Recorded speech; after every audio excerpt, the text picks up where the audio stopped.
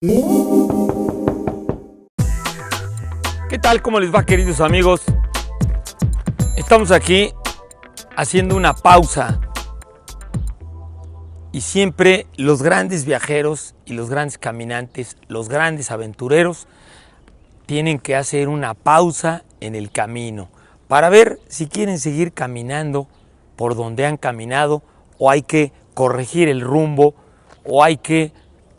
detenerse para disfrutar del lugar donde uno está. Justamente queríamos hoy platicar de cómo estamos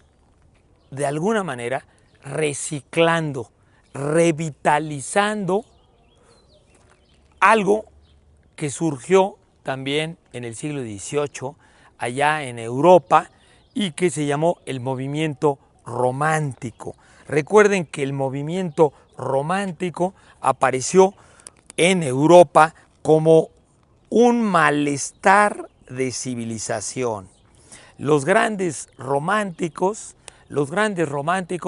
eran en parte gente atormentada, en parte gente que quería recuperar la pasión, el sentimiento, las emociones, la vida interior, porque veía que justamente la revolución industrial, el racionalismo, de alguna manera también la ilustración, la frialdad racionalista, la frialdad y la distancia que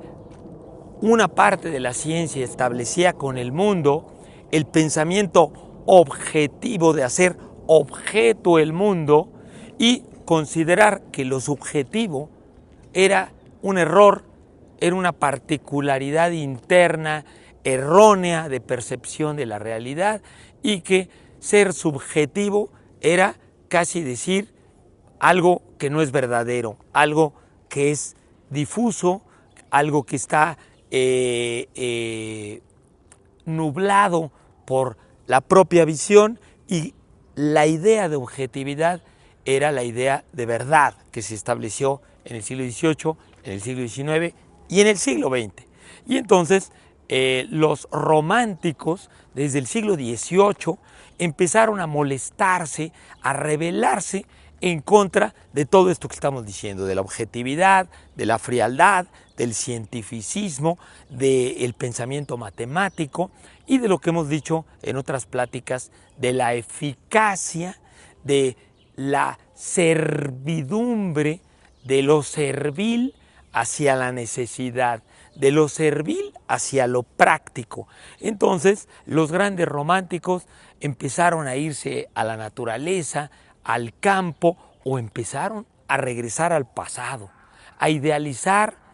la Edad Media, la época de los castillos, de las damas, de los caballeros andantes que iban a las cruzadas y luchaban románticamente, decimos nosotros, por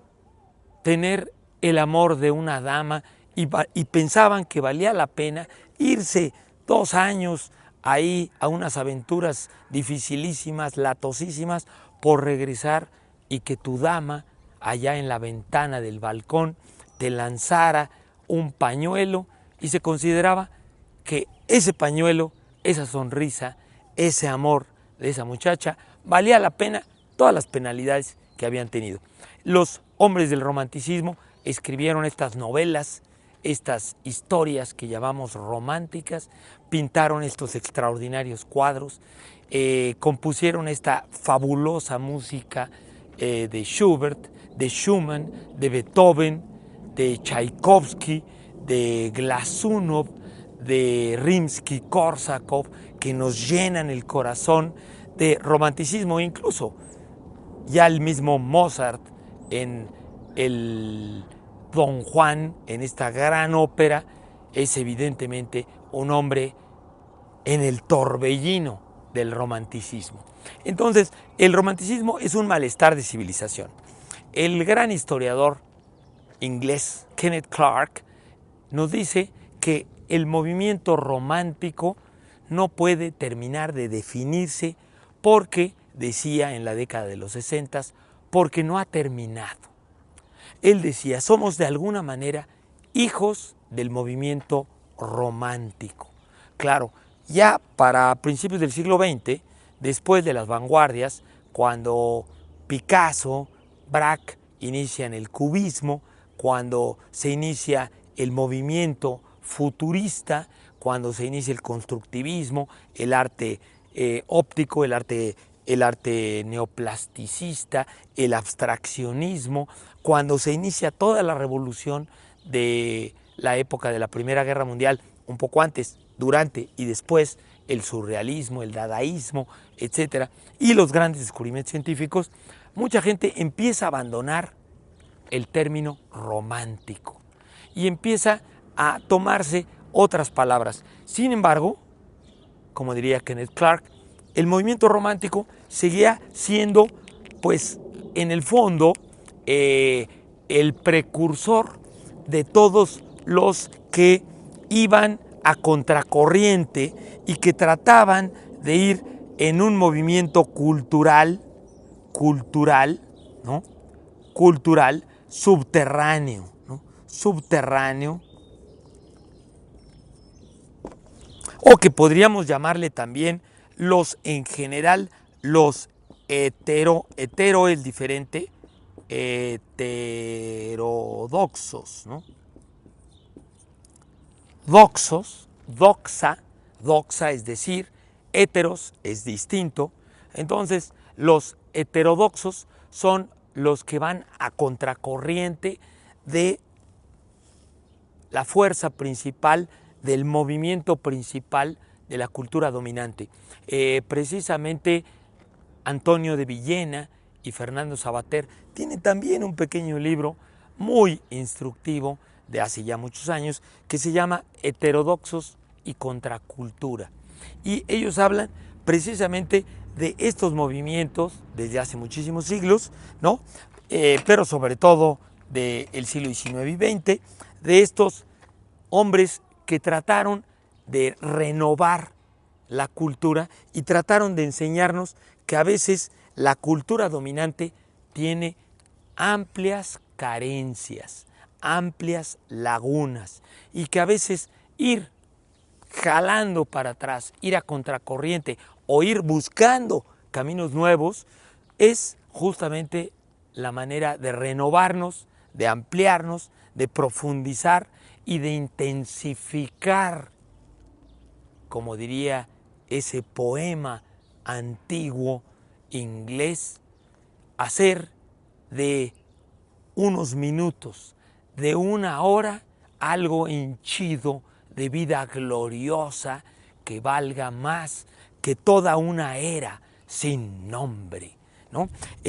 Ahorita lo que estamos viendo es que probablemente estos movimientos heterodoxos y lo que se llamó también en la década de los 50 el movimiento beat de golpear, los beatniks,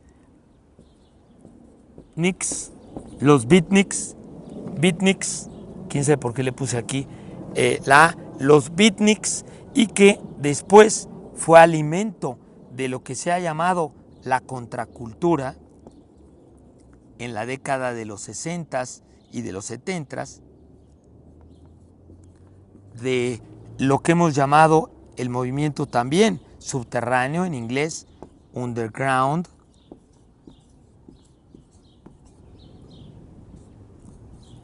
o lo que se ha llamado también la era de Acuario,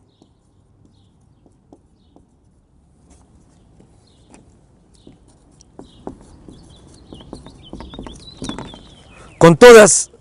sus desviaciones, con todas sus carencias también, muchos de estos movimientos heterodoxos, con todas sus locuras y sus peligrosidades, porque también cuando uno está investigando en campos nuevos o tratando de ampliar los horizontes, pues puede uno caer en zanjas, puede uno caer en trampas de oso y puede uno equivocarse profundamente, pero sobre todo puede uno manejar un lenguaje confuso e impreciso. Pero eso no quiere decir que si tomamos con prudencia muchos de estos movimientos, podemos ir leyendo que hay un antecedente tremendo en el romanticismo. Ya uno de los grandes estudiosos del romanticismo, Michael Lebris, justamente él fue primero un estudioso del movimiento hippie, del movimiento de los 60s y los 70s, y de ahí, buscando sus raíces, Michel Lebris o Michael Lebris descubrió que todo esto tenía sus fuentes en el romanticismo. El problema del romanticismo es que a veces, como decía Goethe, era algo en parte trágico y enfermizo. Claro que era importante explorar ese lado también oscuro que exploró el Marqués de Sade, que exploró también el Werther de Goethe, el suicidio, el cuento de terror, los aspectos oscuros de la personalidad, la locura, y aunque todo eso puede a veces ser muy peligroso para gente que se lance de una manera impreparada, torpe y sin bases a eso, sin embargo, todo eso nos ha enriquecido. Y todas esas investigaciones y esos hombres valientes que se internaron por esos recovecos de la historia en el siglo XIX y en el siglo XX, bueno, del siglo XVIII, XIX y XX, todos esos nos han ahorita proporcionado alimento para que a lo mejor eso que se vio como un malestar, como una molestia, como un drama, como una tragedia. Goethe, Johann Wolfgang Goethe, que yo mencionaba, decía, cuando le preguntaban ya de muy mayor que cuál era la diferencia entre el clasicismo y el romanticismo, decía, el clasicismo es salud y el romanticismo es enfermedad. Claro, porque ya estaba cansado de la pregunta, pero porque como hombre mayor se daba cuenta de los traspiés y de los peligros que podía tener el romanticismo. Pero hombres como Byron y como Beethoven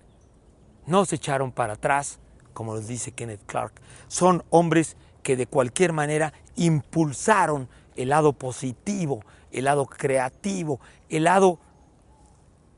poético del romanticismo en un sentido heroico. Y podemos decir que hoy estamos en el tiempo de recuperar estas raíces románticas, reciclando el movimiento romántico en una cultura ya no nada más del malestar y de la tragedia, sino de la alegría y de la satisfacción interior. Recuerden que la felicidad es algo muy difuso, muy difícil de ponernos de acuerdo y a veces de ver en el presente. A veces podemos ver y decir que fuimos felices, pero lo que sí podemos estar seguros es de que estamos alegres. La alegría es la felicidad del momento, es la felicidad que claramente se aprecia. Por lo tanto, hay que buscar ahora en estas raíces grandes momentos de alegría. En otra plática charlaremos de la alegría y de la felicidad. Les mando un gran abrazo y sigan disfrutando su eterno presente acá con nosotros.